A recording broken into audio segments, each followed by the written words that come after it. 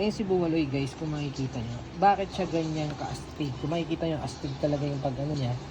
Kasi, yan, ay swerte sa negosyo, sa trabaho, sa pamumuhay. Ang kagandahan sa kanya, kung live seller ka, nag-a-attract talaga siya ng customer. Proven ko na yan. Dahil nung one time na may umorder sa akin, nag-try akong kausapin niya si Buwaloy. Ang viewers ko is 20. Nagulat na lang ako, ang viewers ko is 120 na. Isipin mo, ganun kadali siyang nag-attract ng customer na halos, siguro walang mga 3 minutes ganun. Naging 120 kagad yung customer ko. At ang maganda pa dyan, swerte to sa swerte rin sa sugal ang mga si Buwaloy kumantong, swerte sa sugal yan kung alam niyo na.